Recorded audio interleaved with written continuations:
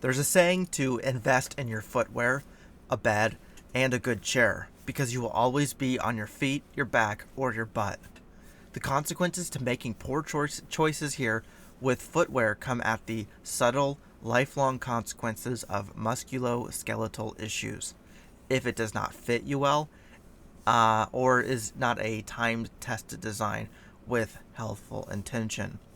I think it is akin to the majority of headaches being caused by dehydration, often overlooked but a significant cause of issues when viewing body discomfort and deformation in regards to footwear, and foot pain, back pain, etc. It's the elephant in the room of issues that it creates, but the elephant people want to look very, very pretty at. As a result, I felt it was necessary to waste some of your time with all of the pseudoscience that I know about footwear. And this is going to be into subsections. So first it's going to be history. History is riddled with bad footwear design. Even up past the American Civil War, the soldiers' boots were not differentiated between the left and right foot. They were both just boots, and you could get two of any size, of any caliber. So as I mentioned in another video, during the Battle of Sempak, the Austrians were told to cut off the tips of their pointed Krakow or Poulain, I think is what it's pronounced, so that they could fight more effectively on foot. It's still so advanced today, particularly because of this focus on style over function. So again, I'll go over that in a little bit of detail here in a bit. But in regards to this painting here of the Battle of Sempak, you can see in the top left there the cut off Poulains during this battle, and you might think, why in the hell were Austrian soldiers fighting with footwear that had pointed tips so long that they couldn't effectively run or retreat? But again, style over function, fashion over function, however you want to pronounce it. So first we have Edward Muybridge is how I believe it's pronounced, Muybridge, and he was a pretty interesting individual. Here, let's see if I can find it. So he had been convicted of shooting and killing his wife's lover about 100 years back, but was acquitted on the grounds of justifiable homicide. Nonetheless, he is considered a founding figure of motion pictures for using multiple cameras to capture a moving image. Looking at the pictures that he took, we can get an initial viewing of how the foot falls in its natural gait, unhindered by footwear during locomotion. So again, somebody just running barefoot. And the whole point here is that as you're watching the person's foot move up and fall during the locomotion of running, you can see that he will land that forefoot on the ground with the ball of the foot and not the heel. And I might mention this later, but in general, you can see that with footwear, and the longer the heel is, the more difficult it is for a person's natural gait to actually land on the ball. And that's where the muscles are, as I'll show in a bit here. But so what ends up happening is instead you land on your heel, and again, with a more heel structure, the taller it is, typically you're going to land more likely on the heel. So again, you can get that sort of viewing there. I have a couple other pictures here. They'll be linked in the description. But just in general, during the natural gait, typically a person will land on the ball of their heel unless they've retrained their foot to do otherwise. As you can see here, this person is doing a demonstration of both. So, and again, another historical antidote we have here is the Munson shoe last, using the first x-rays. And again, I think this is important because you have two examples of very early technology at their time, one using moving images to capture a person in their natural state of locomotion, as well as with the Munson shoe last, we get an example of someone using some of the first x-rays. And here I actually have a picture right here. So he's using some of the Dr. Munson as a U.S. Army military doctor. And this is right at the turn of the century in the 1900s. So basically 100 years ago, to study how the foot interacted with military footwear. He actually wrote a book I have here. Unfortunately, I cannot look through the images because they just don't load very well on my computer. But He accounted for numerous military injuries happening were from poor use of footwear. Again, using some of these x-rays to designate that. And as you can see here, if you look at, unfortunately I did not get an image of it, but just a natural person's foot design when it is not deformed by footwear, etc., you'll see the design is typically very straight around the ball of the foot. Okay, so here you go. The person on the right is someone from the Tarahumara tribe. And as you can see, that it's basically a relatively straight design from here. Curves and then goes around, whereas most footwear designs, as you'll see, had use sort of a different format there. So as you can clearly see, that this toe that's supposed to be relatively straight is being pushed inward by this footwear design, this Dr. Munson individual. So you can see where the boot, particularly this toe cap, is deforming the foot, and over long term that will change the foot. So it's pushed in like this instead of actually straightened out in a natural format, as well as perhaps here with the toe being so tight, it's pushing that pinky side inward as well, and just more or less turning it into some sort of a club deformation type of a foot. But regardless, onto Dr. Munson. He basically, at the end of the day, you can see a number 1 here on the picture, he created an ergonomic last that would influence U.S. military boot design for the next few decades. Again, this is his last, and some of these others are examples of more stylish footwear lasts, some that you might even see today. And in general, a last is just something that is put on the inside of a boot or any type of footwear, and the footwear is built around it unless it's a machine is used or something else, so that the creator has a design basis to make the footwear around. So again, you can see this, it's not at a good angle, but you can see more of that straightened design, whereas more of this is going to push that big toe inwards. And otherwise, especially if it's going to be a slender design, because that's foreseen as sexy in that current time and place, that culture, that it's going to squish both sides inward. I'm going to just read here the page, just because it provides a pretty decent summary. The Munson Army Last has been around since 1912, named after its inventor, Edward Munson, Lieutenant Colonel of the United States Army. The Munson Last was adopted by the U.S. Army to enhance the fit and comfort of military boots issued to soldiers. The Munson Last Army Last was and is one of the few lasts that ever approached normal feet shape and contour. It was the view and understanding of Dr. Munson way back then that weakening of the foot muscles is one of the penalties of civilization, as walking is less and less a factor in locomotion. And again, this is just around when automobiles are coming into place. So, again, an immense amount of foresight to what we have today with the amount of cars, etc., and less locomotion taking place.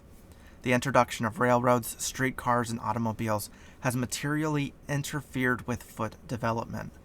In 1912, Dr. Munson wrote, "The construction of shoes for civilians is influenced almost wholly by considerations of fashion and style.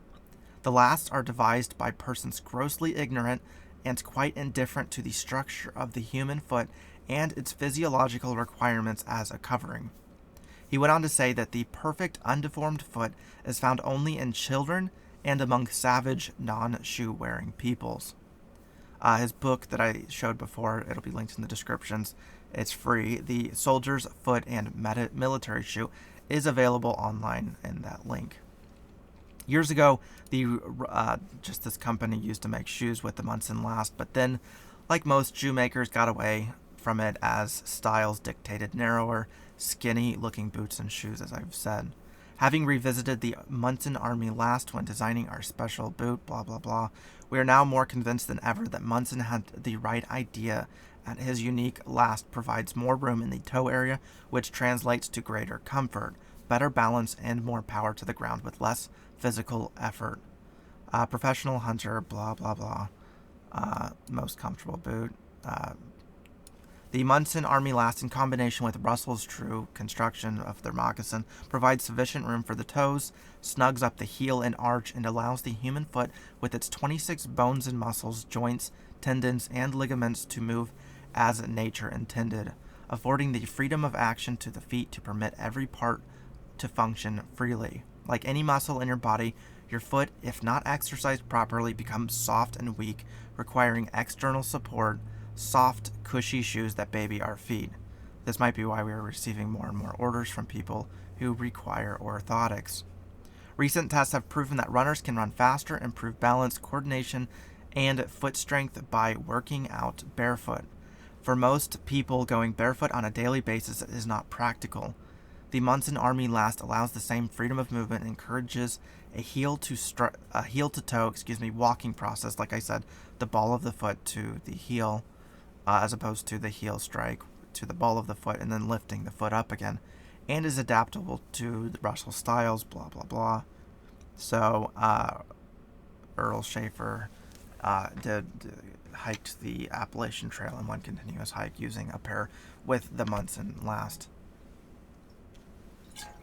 So, again, we have the Edward Muybridge getting the first motion pictures, and then Edward Munson, or I think it's Edward Munson, using some of the first X-rays to examine the foot and develop an ergonomic last. So another historical example is the Tarahumara people, as I mentioned earlier when I showed a picture of one of them and the footwear that they used. I think they're also called the Raramuri people, are a Native American people in Mexico whom have been known to run hundreds of miles in a day. They've been running from the Spanish, their culture group in Mexico. They've been running from the Spanish, the Mexican military, the U.S. military, and today the Mexican drug cartels located in their rural and very rough areas. Early humans were more short and stout and would hunt through stealth and thick brush, using physical force to stab their prey. Later, humans grew in length and height, and used ranged weaponry such as javelin and bow to hunt, but were able to make their prey collapse or die from exhaustion through being able to out-chase them. It wasn't the speed that gave humans this incredible ability, as most other large animals can outrun humans any day, hence why our species tends to look very weak in that regard. But our ability to run over long distances where other animals would run out of their short bursts of momentum and collapse, and as a result, in some cases could hunt their animals simply by heat exhaustion, and they would just collapse and die. The Tarahumara keep this tradition alive and their own hunting habits, and they're not suffering the pain or degradation that professional athletes tend to suffer from either, despite surpassing them in their distance run. In the book that will be linked below, I think it's called Born to Run, that I've read, the people have accidentally turned up in far-reaching places of the United States before, and in some cases placed in mental institutions because people couldn't understand how this person speaking a foreign language got to where they ended up as a result, and they just figured that this person might have some sort of a mental problem or something. So they were able to do this with a traditional sandal, as I showed a picture of, called the Huarache, Huarache, which, like many ancient sandals, is just a sole with straps. Again, here's a picture of them. Here you can see the person on the right, and it's simply, I've seen people in Africa that have a similar sandal design, and it's basically just straps with anything that they can attach the strap to, whether it's tire, whether it's leather, anything. I think in some cases wood, anything that would just last for their case. So again, you have the Tarahumara people as another sort of contradiction, or historical example. So another historical example, there's just some others out there that somewhat fit a natural shoe design. Doc Martens, at least originally, that fixing the uncomfortable design of Germans World War II boot after I think Doc Martin had an injury with them. And again, Doc Martens is mainly known as a UK company, but the creator was German, who obviously was a German soldier in World War II. I can never pronounce this. It's Veldskoen. Veldskone, I think it's called Veldskoen, is a African piece of footwear that later became the World War II British desert boots that were adopted by the Clark's company. So you probably know them as the Clark's desert boot, but originally was something that they picked up in Africa. I think perhaps used by some of the Dutch settlers there. I can't recall. So you have Native American moccasins that approached a natural ergonomic design. You have many historical sandal designs. I think sort of the Roman gladiator, or the Roman sandal, the Greeks sandal, etc. Particularly in these cases of leather footwear, the leather footbed, basically where the foot is, tends to morph to the user's feet over time. And with moccasins, the entire wrap of the leather bends to the user's foot. Excuse me. So again, in contrast to what we have today with rubber, canvas, etc., leather does break in and can sort of morph into the user's foot, helping ergonomics, if the design is correct, is right. In contrast, especially with the last that we use today, I speculate that the toe box angle, forced by designs, poor designs often, may contour the footstep also into bending a different angle than the foot naturally should or does. Instead of the way that the ball of the foot is supposed to flex, the user ends up stepping too far outward or inward. That's just a bit of theory that I have, just because you can watch the way that the toes bend upon movement. And if there's footwear constraining it, it's going to bend at a different angle, which again, I think it's overpronounced in one direction or the other. So we see that these great designs and their subsequent bastardizations, again, usually because of style. I've noticed a pattern where these ergonomic designs will have a prominence, and then upon being bought out or interest changing, the ergonomics tend to be abandoned. Again, the pursuit of style takes place. So overall, this is mostly just a mess here that I have, but just a couple subsections on footwear design. One is, where should the shoe boot tighten? The three sections I think in general are the arch, the instep, and the ankle. Actually, let me get a picture. So again, here's a picture of the foot, and again, here you can see there's the bone, and then the muscles are everywhere else. So when you get that heel strike, there's no muscle there to stop the inevitable fall. So again, you have the arch, it should tie around here. You have the instep here from the heel to the instep, and then you have, if it's a boot, certainly at the ankle is where a boot should tighten through lacing or straps, etc. Most designs tend to find that they want to strap at the toe box, though, just so that the toe has some resistance, something like here and here, when it's going to ram into the toe box, especially if you have a design that doesn't have laces, like ankle boots. I tend to see some sort of slippers and other designs incentivize this so that this can be the resistance, so it doesn't slam against the end. But it's just not a very ergonomic design. So I'm not going to list the problems that a poor footwear design or toe box creates, but simply that the toes are meant to splay out in its natural state in walking, hence why you have toes in general, and otherwise be left alone. So deformations occur because of poor footwear design, obviously. So another subsection I have, and again, this entire thing isn't just about comfort, it's just about, good design and certainly for rolls and durability, blah, blah, blah. So again, footwear weight. There's a saying that a pound on your foot, where's that article? A pound on your foot equals 5 pounds on your back. Studies, while varying on the exact numbers, have agreed with the idea of this statement. Here we go. So carrying a weight on your feet takes 5 times more energy than carrying the same weight on your back. The weight of the footwear, the length and width of the heel, and the weight carried in your rucksack and the surface you walk on will add in exacerbating foot, knee, back, and neck injuries issues from energy expenditure, mobility, to foot and future injuries.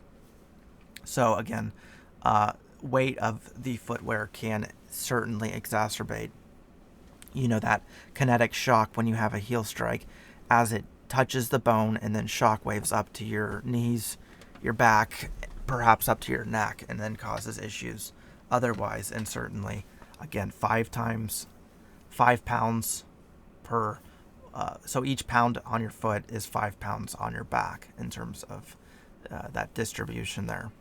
And it's good to note because the U.S. military is having a monumental issue right now regarding to knee, back, and neck issues from often carrying 80 to 130 pounds on their back during deployments. I think there's actually YouTube videos of people carrying over 200 pounds and weighing themselves to separate the difference.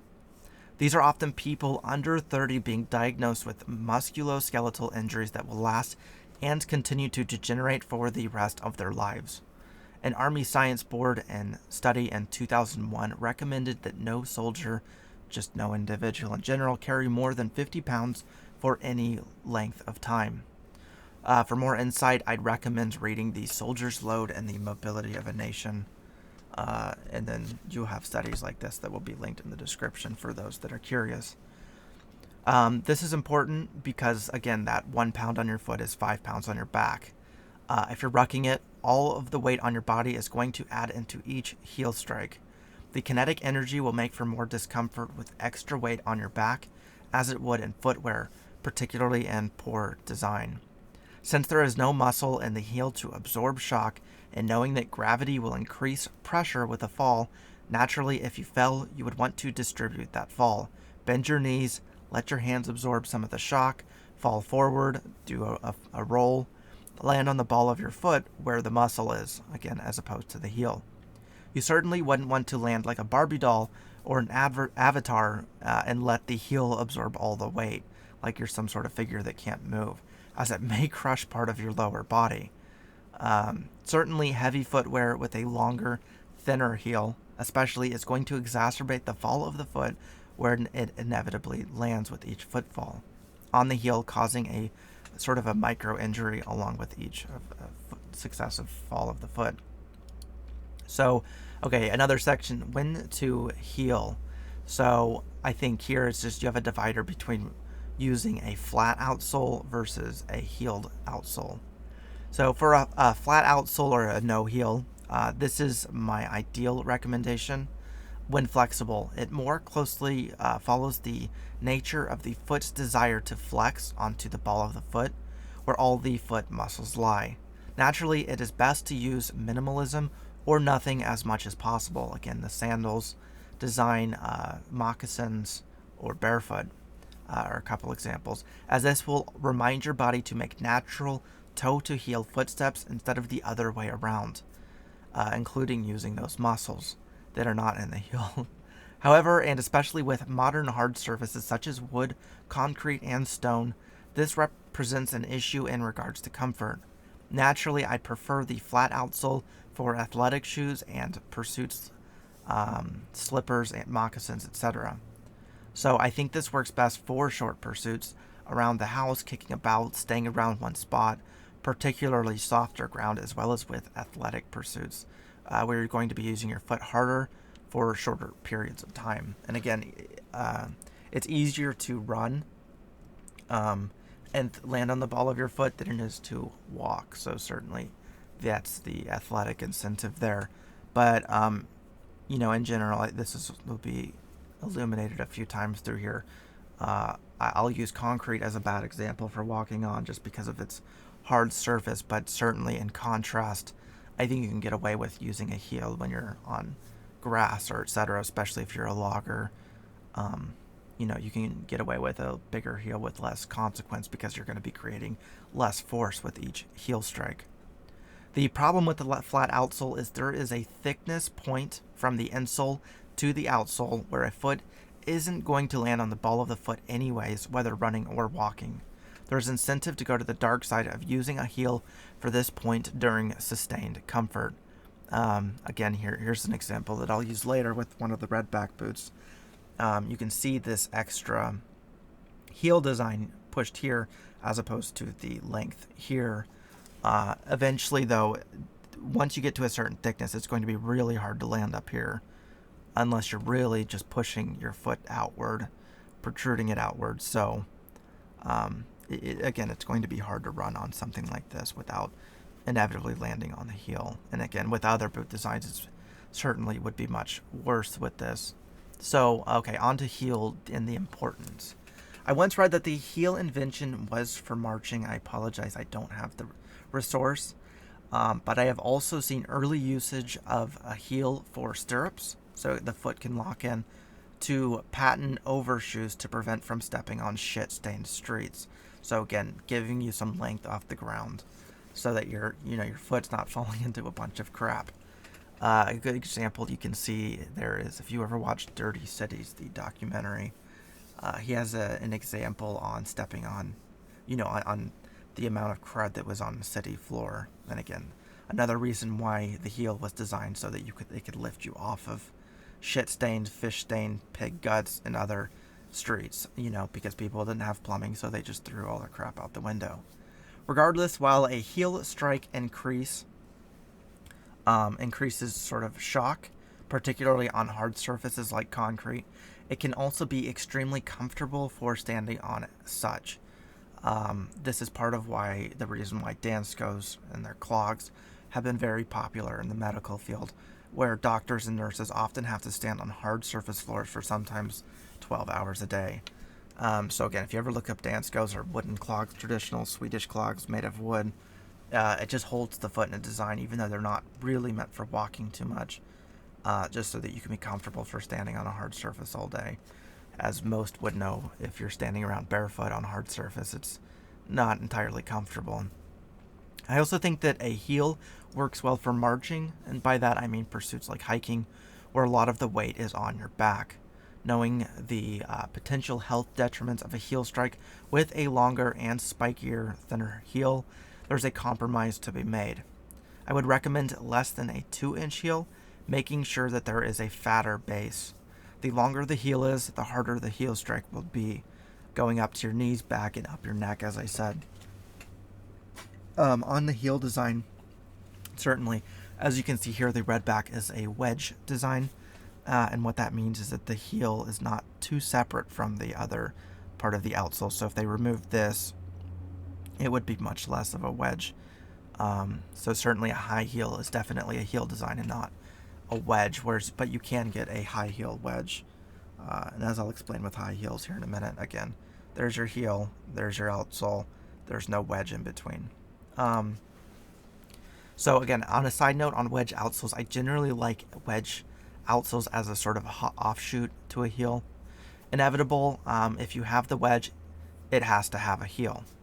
A wedge typically distributes the weight well across the foot and is the fattest heel you could possibly have to distribute the shock from the heel strike.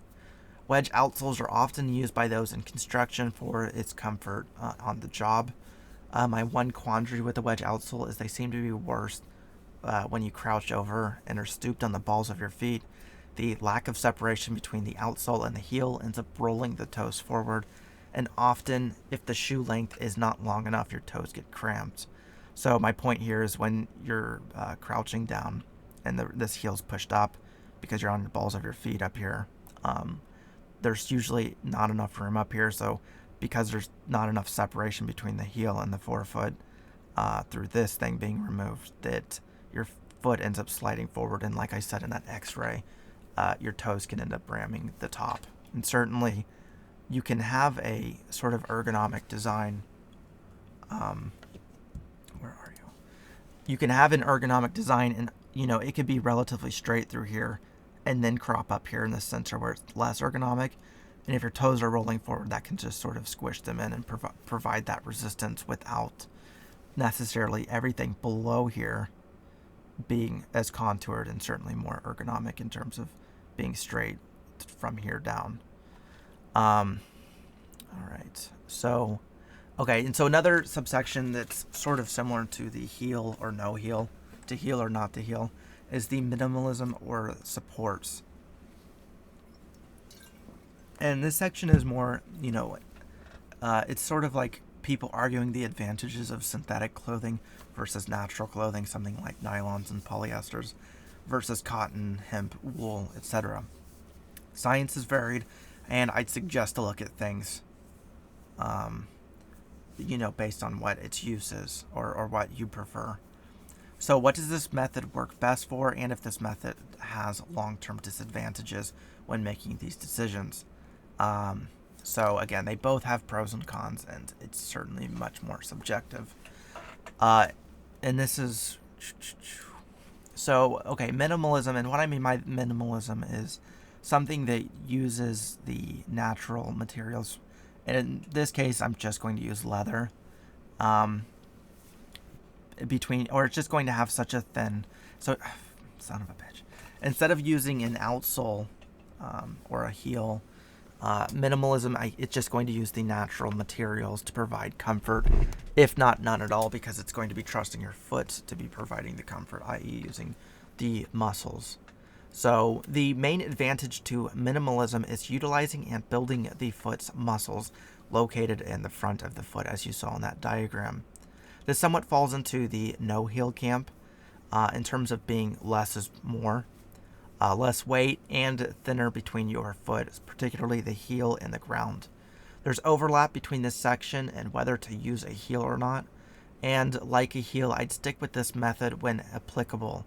If I'm standing still working on something all day and not moving around, I'm going to want something that supports my foot and their natural contour while they don't move. In these situations, I've also seen a design like White's or Nick's boots, Arch Ease, or their four-letter arch design that you can see here, with a respective heel, be just as comfortable as the best orthotic imaginable.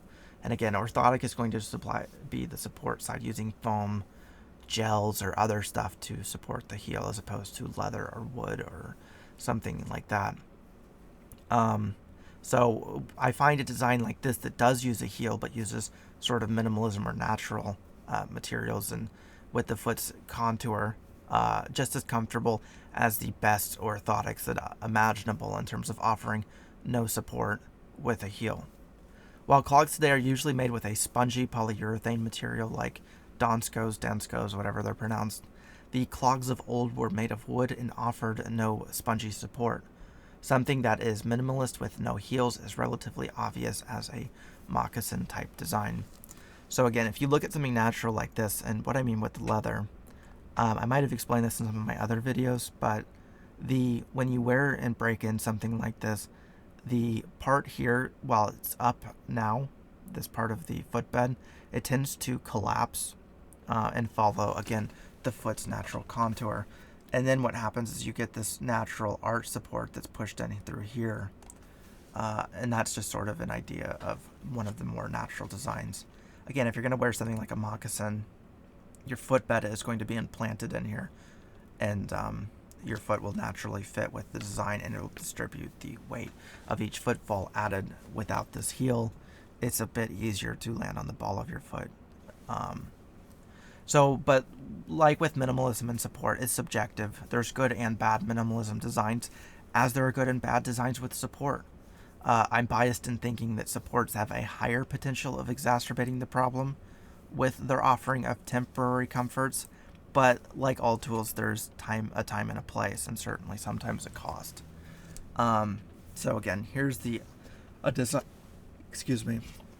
Here's a design with supports. The Redback boot, as you can see in my own review, it uses a polyurethane foam-like material here, this black stuff. The outside here is TPU, thermopolyurethane, I believe.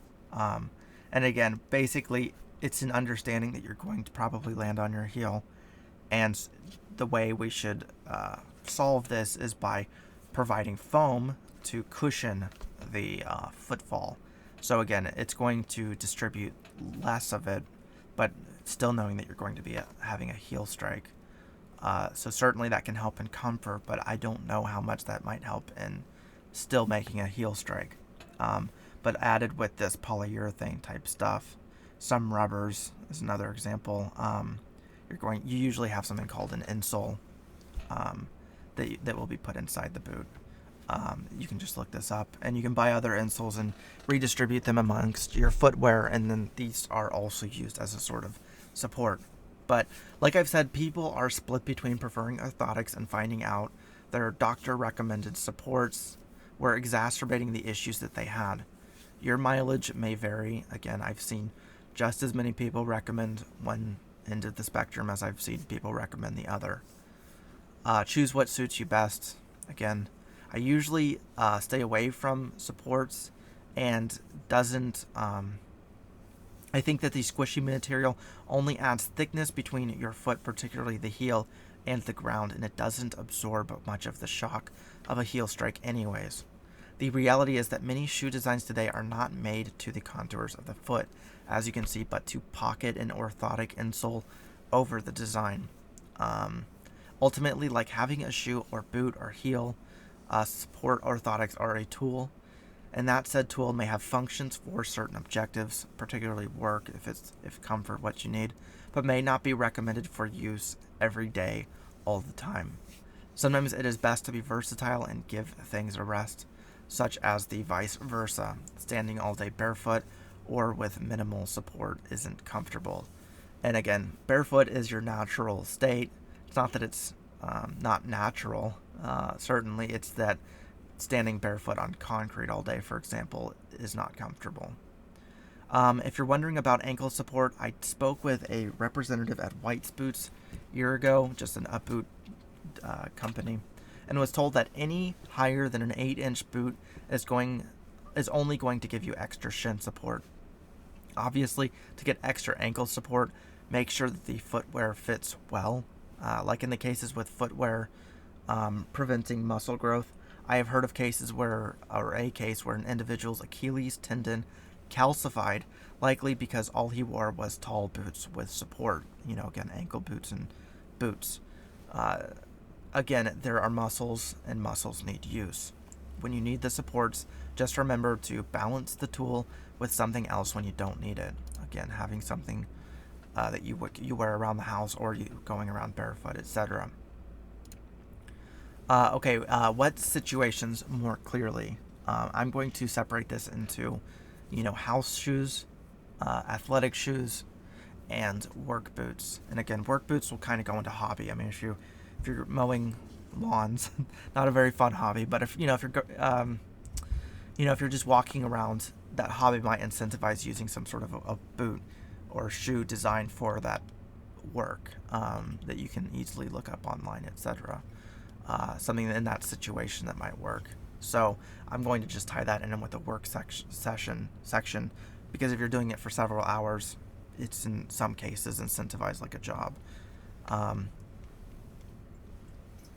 I think work certainly fits a different scenario as a house or running, because you're going to be using it for 8 hours a day. And in some cases, comfort might trump health, especially if you're on concrete all day. Anyways, so for me, around the house, inside or out, I prefer to stick with sandals, moccasins, clogs, among other, usually elastic slip-ons. It's easy, first and foremost, but again, unless I'm standing all day, it's the easiest thing to accomplish the job of short trips, and often the lightest and most comfortable for those tasks. Easiest situation to let your foot work itself out through movement, less heel, less support. Obviously, athletic shoes for physical exercise, there's too much variation in these for me to really make any comment too much, because all these doctors and all these footwear designs of athletic shoes have different intentions behind them, if any. But as I said, if you exercise on hard surfaces, watch your heel strike and make sure your footwear isn't causing extra injuries upon these surfaces. I will say that it has asked that why don't the Tarahumara people compete in running competitions if they can run for their respective distances.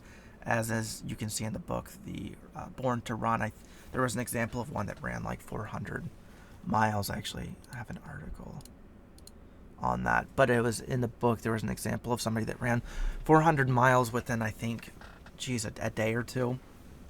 So, why aren't these people competing in running competitions? In these cases, I think you may be able to run slightly faster with a small heel as opposed to none, as seen in most tennis shoes. However, this also increases chances for injury down the road, hence why they recommend you train barefoot or minimal, and perhaps compete with the footwear. So hence why I would recommend less support and less of a heel for training, smaller heel support varying. Onto the section onto work boots. And it really, this depends on what you do, which means I'll have another subsection in here. But I will section it into a few subsections, like I said. Obviously, here is where you compromise for your job, as discomfort is going to hinder job performance. In most of these cases, work settings where you are standing or traversing all day. It just depends in the surfaces, etc. So if you're standing still all day, usually in the urban indoors, doctors, nurses, dentists, those crafting items, checkout florists, and anything else standing on your feet all day doing much less foot movement. You're typically already screwed on concrete with these jobs, and these are where the excuses for tool function need to be made and for comfort as opposed to what might seem more natural or ergonomic. Again, using variety when the job is done. Unless you're able to buy a mat and can't afford to stand barefoot or minimal, here's where I suggest clog type footwear such as Danskos or perhaps some Birkenstocks. You want more heel and support likely. There's the traditional Swedish clogs that are made of wood, or another form of clog where again you're not going to be doing much movement, but for standing in the same spot all day they are very comfortable. And again, in that type of setting, you're definitely hoping that at the end of the day that your foot's not in any pain, but definitely expecting it every day. But okay, in a setting where you're moving frequently, usually urban indoors, warehouse, restocking, serving, roofing, construction, always keep in mind the requirements, often limiting your choices within these fields, because some of these fields like construction are going to have requirements for what your boot can have a certain length, a certain type of outsole, etc. I know, like, for example, in wildland firefighting, even though this isn't moving frequently indoors, you have to have a requirement because something like steel and footwear around fire can obviously cause pain and burning. So, again, keep in mind the requirements. Usually something like a safety toe, a steel toe, etc. Vibram has a couple of less durable, more comfort outsoles to look out for. They're usually colored white or a cream. I think it's called a Vibram Christie Wedge or Crepe, CREPE footwear from Chippewas, or Thorogood / Weinbrenner. Thorogood, THOROGOOD. They're a subsidiary, I think, of Weinbrenner. Some of these companies rebrand their products as well to companies like LL Bean or Duluth Trading Company. Again, it's sort of a wedge outsole, similar to the Redback design, but it's white and it's a cream design. So if you're moving frequently and you're in the urban outdoors, law enforcement, EMT, delivery, and certainly I'd probably be moving a little bit less frequently since you're mostly in a car. There's a lot of variety here, and certainly in some cases you can just get away with tennis shoes because in a lot of cases you are just sitting in a car. But in general, the comfort is sacrificed more for durability and mobility. A wedge design is often used here as well, and usually more in the appearance of a tennis shoe hybrid. This foot needs a bit of everything: lightweight, durable, and comfortable for unknown rough circumstances. And here's where something like the Redback laced boots works well, including models from companies listed above, depending on whether comfort or durability is more important. I think Bates boots. Now I don't know if they're very well rated for durability and comfort, but I know they're often used in law enforcement. But something like the Redback boot's a good design as well, in my experience. And then, of course, just the rural outdoors section. And I think the big thing here, again, is you're moving away from concrete, away from stone and wood, you're moving mostly to where the ground is much softer. Again, and this depends on job requirements, and the terrain you're working with, especially. And I think for a lot of times you'll see boots, particularly if you're an arborist, wildland firefighter, a logger, or park ranger, perhaps, that you'll have many requirements for what boots you can use. So they're going to have just vastly different requirements. Added, many of these boots are going to work on extreme slopes, or designed to, intended to. They're not intended or they're intended not for the flat surfaces of a city. So if not, you might even find yourself suspended vertically if you're an arborist, and deal with lots of debris. Usually weight, and as such mobility, is sacrificed for durability, comfort, bearing weight, and traction, since you won't get the traction of concrete, etc. Here you usually have boot makers catering to your specific job demands. You'll see companies like Nick's, Limmers, Vibergs, or Dayton boots if you're Canadian, Roughlanders / William Lennon if you're British, and to a lesser extent, Whites, Wesco's, Daners, Russell moccasins. They're just some of the lesser companies that I would recommend to the former ones. The better value boots, usually slightly lower quality and with less ability to resole them over their life, I recommend here, are Chippewas and Thorogood / Weinbrenner. Again, typically a more value-based design for your job. And as usual, particularly with the rural outdoors, you tend to have to spend quite a bit more. It's pretty much given, I think, in the Wildland Fire group that you're going to be spending several $100s for a pair of Wildland Fire boots. Again, usually with these boots, you can resole them several times, hence making up for the fact that they might cost $100 to $400. But again, my recommendations here are Nick's, Limmers, Vibergs, or Dayton's, and then Roughlanders / William Lennon. And again, for most of them, you'll see something like Whites or Nick's are typically made for loggers, or wildland firefighters. Something like Russell moccasins are typically made for hunters, although they certainly have many out there for those that are sort of in the backwoods or in Africa, etc. You'll just have to design. See, a lot of times there's so many requirements that you don't have much choice, but those are generally the companies that I recommend. And again, most rural boots are going to have a bigger heel or longer heel anyways. But again, knowing that heel strike will be lessened because you'll be walking on grass, and certainly the ground, which can absorb much more shock. Note that if you're a hobbyist, consistently performing labor similar as seen to the jobs listed, I would suggest looking into the job focus for footwear, as I said earlier, assuming you're willing to fork over the change. Again, with work footwear, you're typically going to have to spend more and certainly make sacrifices because comfort is more important. And as I said before, just as long as you can versatilize, not sure what the word is there for that when you're home, that you can, separate it out for when you're home so you can work the other muscles. There's certainly no piece of footwear like swimming would for all of the muscles in your body. Working all the muscles in your body, it's like something like going barefoot.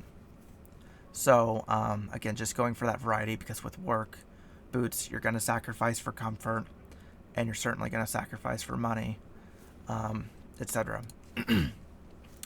Okay, so what do I generally not recommend? And again, generally being the key word here. One would be flip-flops. The issue with flip-flops, particularly in comparison to sandals, is that despite them being thin enough to incentivize a strike on the ball of the foot, they often encourage a heel strike anyways. The problem is that they hang on your foot because the thong at the front, which means the back is left hanging with each step, and either to enclose your foot and push the back of the flip-flop back, will mean that you're going to end up landing on your heel anyways. A bit difficult to explain. And then flats, or just sort of slip-ons. Problem here is that they often have no way of securing the foot, and so in order to get a good foothold, you need to scrunch the toe box together, as you saw before with that X-ray, where the shoe is enclosed. So again, where are you? Oh man, there you go. So again, because you don't have any sort of lacing or otherwise, the enclosure is going to be where the slipper is enclosed, which is going to be here, which usually is going to squeeze the toes together in sort of a clamp to get a foothold. You can see this with moccasins as well in some cases. Again, it's just I don't recommend them just because they should probably be having limited use. And then of course the big one is longer, pointier heels, particularly high heels. Again, the thinner the heel and the longer the heel, the more of the heel strike. You can actually see in this picture here, again, these diagrams will do a better job than I will at explaining this, but the amount of pressure of the heel strike is increased with the length of the heel. So they give an example here where they measure it at 76% increase in heel strike, 57% increase of heel strike, and 22 increase of a heel strike for these three different lengths, 3-inch, 2-inch, and 1-inch. I think that's a pretty good diagram explaining my point there of that heel strike. But so, as I've said, the longer the heel and the more pointier it is, the more kinetic energy is going to shockwave up your knees, back, and up to your neck with each successive heel strike. Even in the case of 50 or so years ago, I remember reading that high heels were simply a means of getting from point A to point B during dates, and were typically kicked off indoors. I'm not sure whether there is a foot-related issue that high heels do not cause. Again, I'll link this in the description for anyone that's curious, but you can see that it screws with your posture, because the high heel usually uses that same thing I said with the slippers and beforehand, where the toes are pushed together at the front of the foot to secure it. The toes are pushed inward, and typically because the length is finding any way possible to secure your foot, it tends to give you hammer toes and push that main toe inward like that. So again, it's an abomination of a design, and tends to cause problems of the yin-yang. Okay, and then another thing I generally do not recommend is concrete. Here's another diagram. Okay, and concrete is unavoidable. Just know that concrete, among other hard surfaces, is bad for your foot. It will multiply the shock wave of a heel strike, shaking your bones from within. My main point here is I wouldn't recommend running as exercise on these surfaces if at all possible.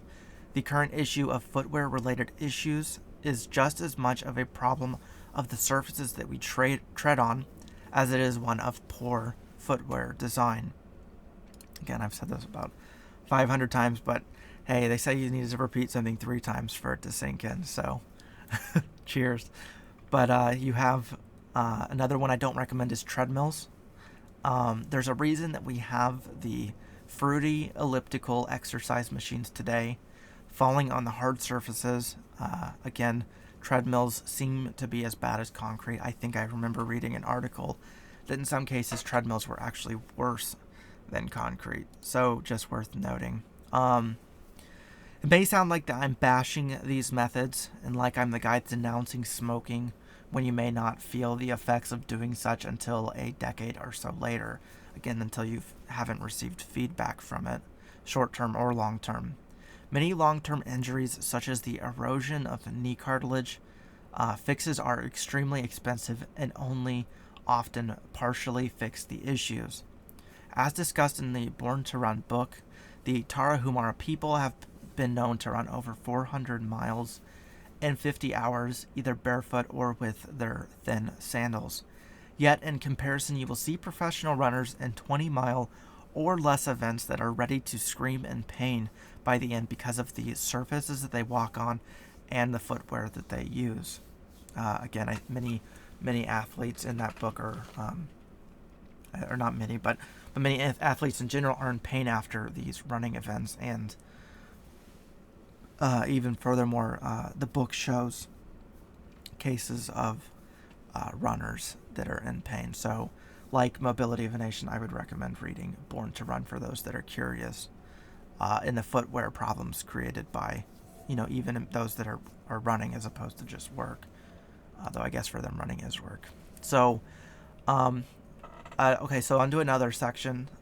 It is often recommended to have a finger or thumb's width between, so basically somewhere about an inch or less between the edge of the boot and your big toe.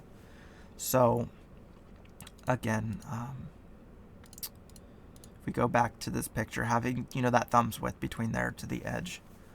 And it depends on the type of footwear and what's used. If it's a leather boot, leather can shrink especially. I think leather's the length. Now, the width typically won't shrink, but the length will. Perhaps up to a 1/4 inch, especially if it's an all leather boot, like a White's boot or Nick's boot. This is why welted work boots utilizing a leather upper, stitching to the leather insole/midsole, that the boot can purportedly shrink up to a 1/2 inch. I typically think thumb's width is good for new leather boots, and at least a finger width with others that will not shrink. Again, in many reviews, I'll often see people say, unfortunately, some athletic boots especially tend to have the sort of compensator effect where I think the boots are made bigger because, or just the sizing is off, just because I think people think that, a certain design is sexier or whatever. And this is most often, I guess all I'm saying here is that the sizing on the athletic shoes tends to be all over the fucking place. But in general, I see people recommend to size down to your foot shape. So if you're using a Brannick device or you're tracing your foot and measure the length, people will say, no, choose a 1/2 size or a whole size down. But in reality, you're more often than not, since I see so many people recommending this, I theorize that people are choosing footwear that's too small for their foot. And especially if you're lacing the foot up and it's doing its job, it's not like you're causing any, if it can do its job in being laced up, it's not causing any extra issues. So why not just get your actual foot size and see if that works as opposed to sizing down? But because I see so many people sizing down because whatever, they might think it's sexy or whatever, it looks better, it's more stylish, I think ultimately people end up choosing a size too small and their foot ends up getting crammed in that toe box like you can see. So another reason for that extra width is that feet will swell, especially during a long day. The size of your foot at the end of the day is going to be more inflamed than it was when you first put your footwear on it in the morning or in the beginning of the day.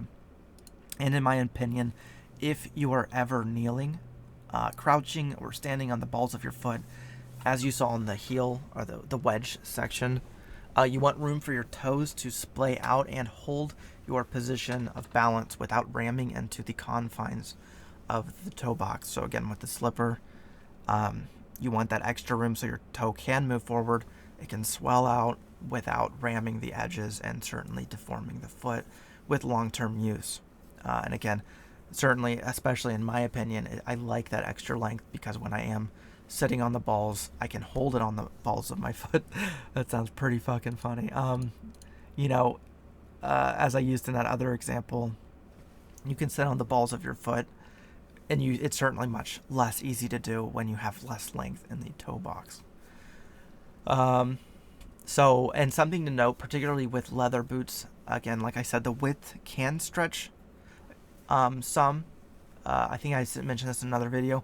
So, again, I think I mixed that up earlier with the length shrinking or something. Again, the length can shrink up to a 1/2 inch, but when you're wearing footwear, the width can stretch some when you're wearing a pair of boots, particularly leather, when you're breaking them in. However, the length will not. So if the length is too short, you have the wrong size boot. and the width will only stretch so much. There are some foot stretchers out there, I think, again, particularly for the width.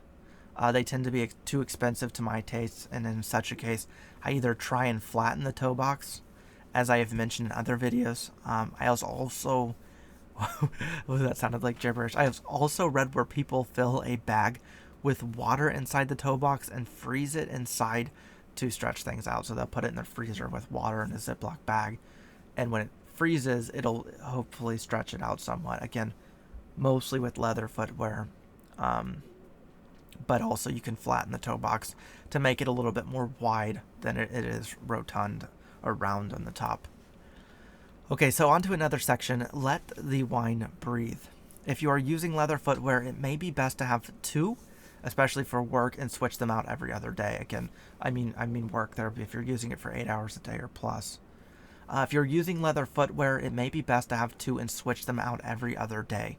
Leather is suggested to have an increased chance of rotting if it is not taken care of and is not allowed to breathe and purge sweat left behind from use. This also has influenced my mindset of footwear serving as a tool, so I can have a dedicated pair of work footwear, slippers/sandals/moccasins, shit kickers, as taking roles to switch between throughout the day. And I guess if you're looking at it money wise too, and by letting the wine breathe or letting the footwear breathe by alternating them or switching them out, you might end up, by your deathbed, buying more footwear because the leather's rotting and cracking, etc., as opposed to how much to the investment or how much you would save down the road by buying two and alternating them. Just again, worth a thought. Okay, the other section, well, that's too expensive. I agree.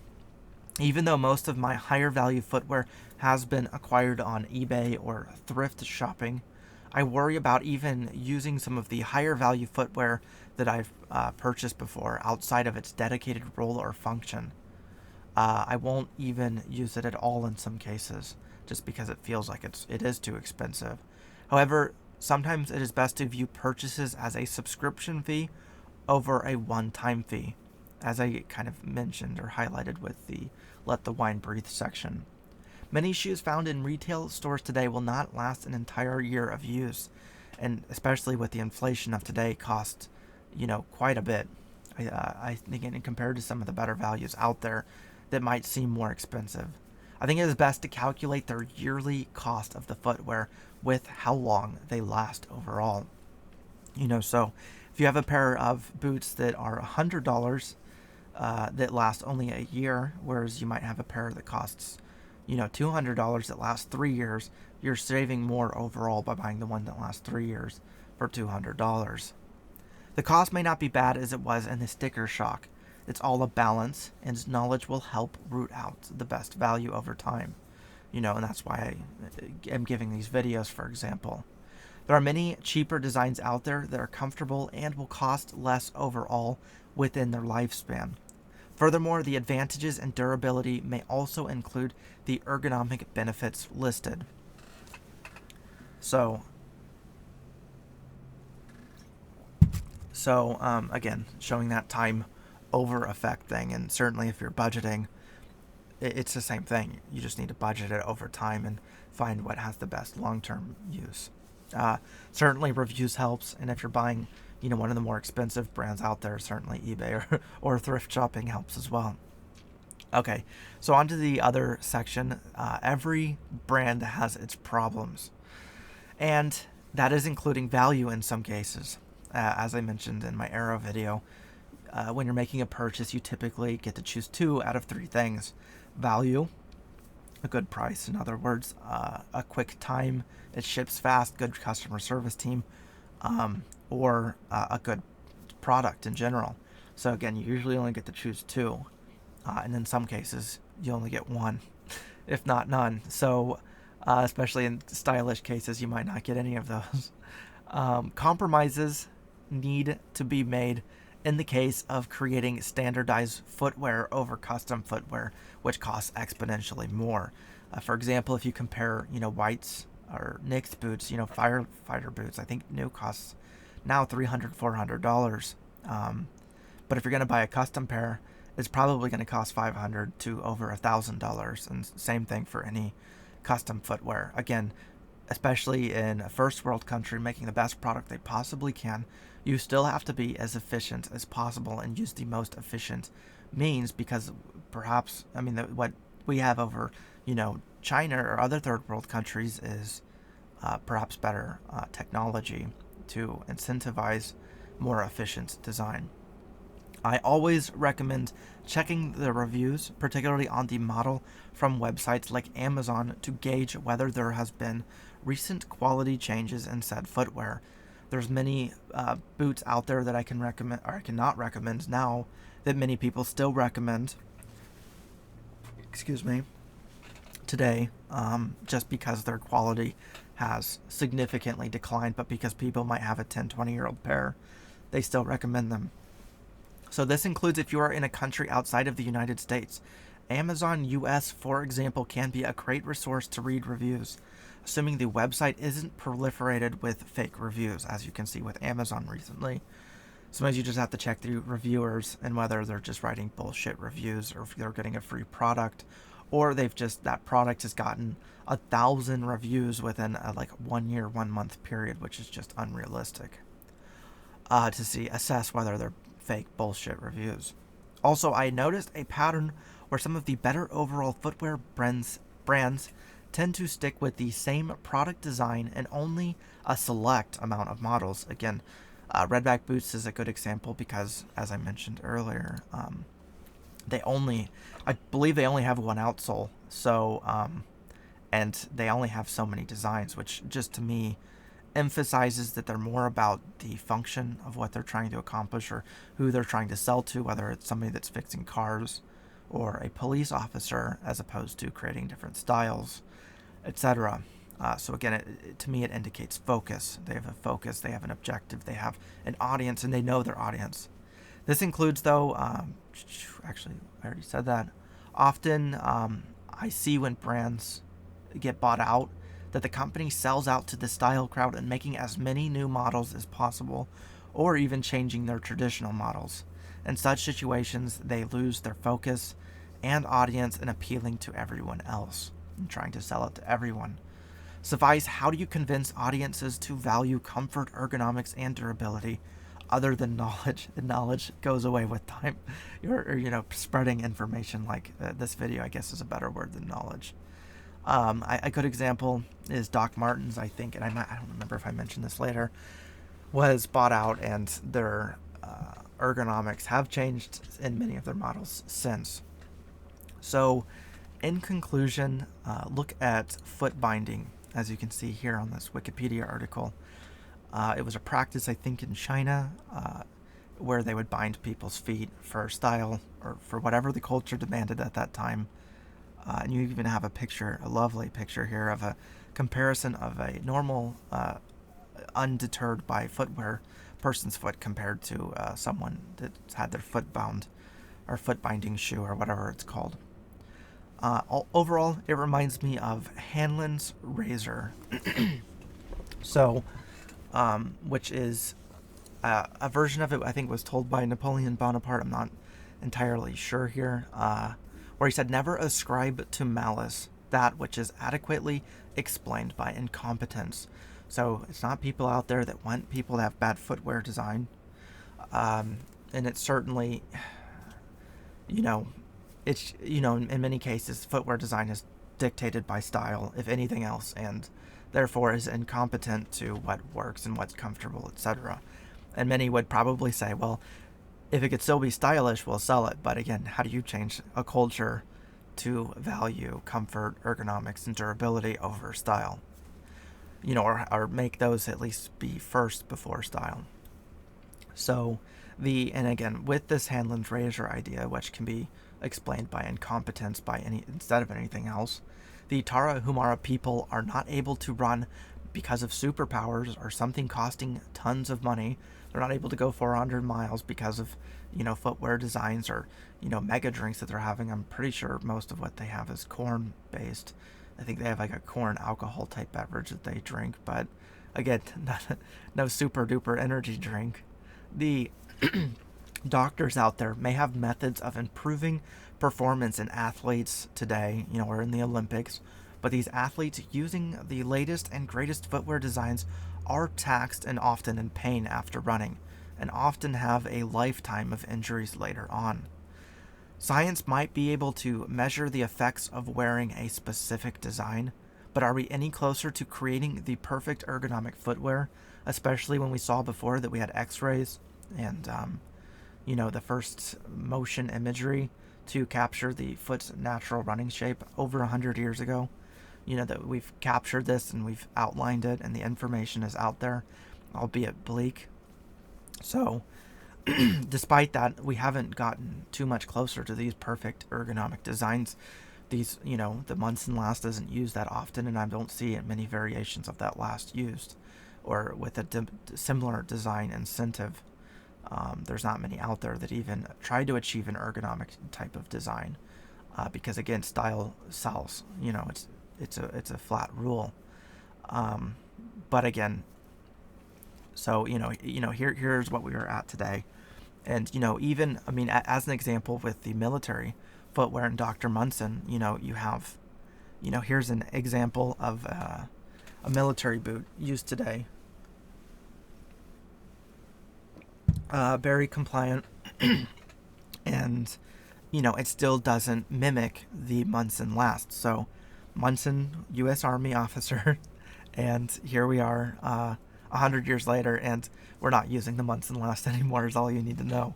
Or a similar derivative of it. We still have this sort of, instead of following the foot's contour, assuming this is right, it's pretty hard to tell, honestly, but I think this is a right-toed boot or right foot.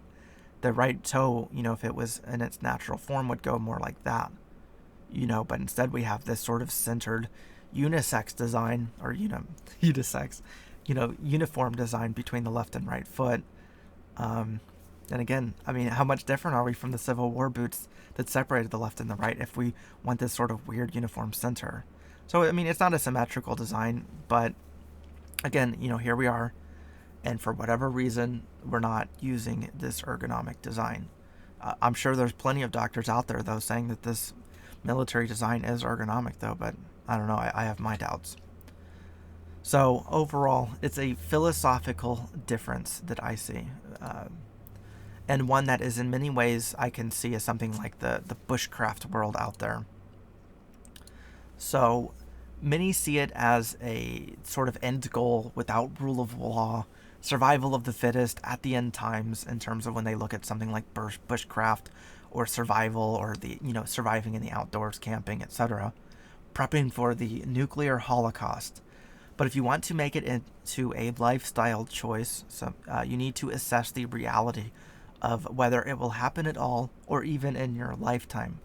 And perhaps in practicing bushcraft, look at it like the philosophy or the mindset of Ray Mears, the bushcrafter, and trying to emulate finding comfort when you are out in nature rather than a survival situation. Learning to coexist in nature as opposed to it being, sort of a bunker, fallout, end of the world type scenario. And it's an interesting thing, and I apologize, it's a bit of a tangent, but you can certainly see, many people out there. Dear God, I'm losing the plot. It's like how many people think that. Yes, you need some rules against hunting and for conservation, but many people think that hunters and people actually living outside of nature in the rural communities are just a bunch of redneck hicks that have no respect for it. But those people, I think, who have more experience in their rural areas, nearby forests, etc., actually have a greater respect than those in the city that are making those decisions, because they just have more experience with it. And again, in Ray Mears' aspect, if we're going to go out in the backwoods every day, then certainly it's a mindset difference, and certainly in this case, choosing it over style or choosing it for durability and comfort, footwear, requires that sort of mindset change. Anyways, so again, it's a philosophical difference. So, and in general, I I'm not going to make any brand recommendations, not in this video. It's gone on for too long and too far.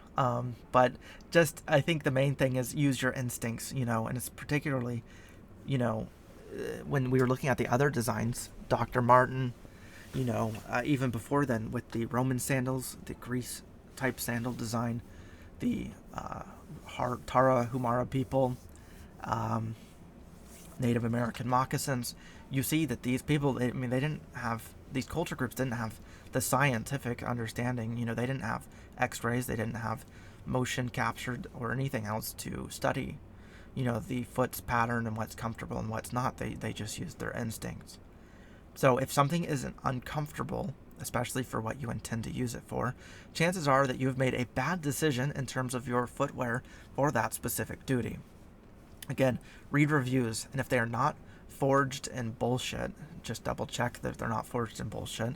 You can get away with wearing piss poor designs, especially if you're just going to go outside and gardening, or kicking it off upon as soon as you get from point A to point B, as I showed with the high heels. Again, I think that they'd mostly be worn from the house to the car ride, or basically in the car ride, and then be kicked off during the dinner or the dancing or anything else, from what I read in the 1950s. But it is best to spread it out, limit it, and remind yourself that perhaps it's like wearing the ring in Lord of the Rings, the one ring to rule them all. Over time, there will be consequences. But again, especially if you're working, I recommended some brands or types of footwear above. I might recommend brands in another video, but just use, if it's comfortable, then for an 8-hour period, especially if you're standing on concrete making flower designs, then perhaps you've found the right design, and it's certainly in that case. If you're not moving much, there won't be much heel strike. But be wary that, like foot binding, the crackdown or Poulain design from the beginning where they cut them off to run away, the military footwear design, the style rules designs today, that style will rule the day. A majority of the footwear designs today are not even ergonomic to the foot's natural shape. Added, the design still isn't one of comfort and health for wearing. For example, when Doc Martens, again, someone who was injured and created an ergonomic design that became a extremely well-known, renowned brand, but when it changed ownership in the past few decades, and most of production was shipped off to Asia, they changed the classic Doc Martens lasts and much of the footwear. It uses a more slender, quote-unquote stylish design in terms of the fact that being more slimmer.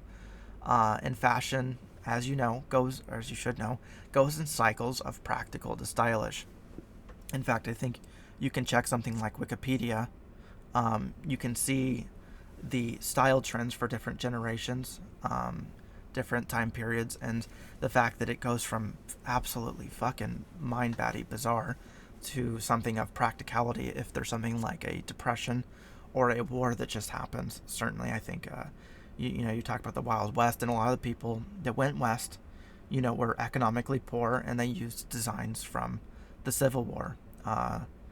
And, another good example is, the famous cowboy Stetson hat.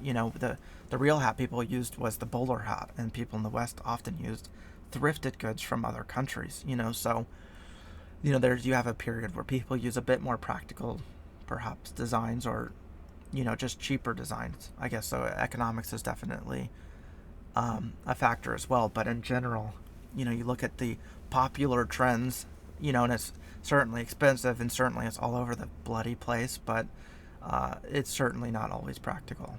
As you can see with the Poulain or the Krakow. And so none of these brands, styles, or information may ever be permanent when you might look fuck ugly by societal standards, and may deem you as an outcast, like the village idiot or something, because you're wearing something that's deemed as ugly. Something like perhaps leg warmers today was stylish in the 80s.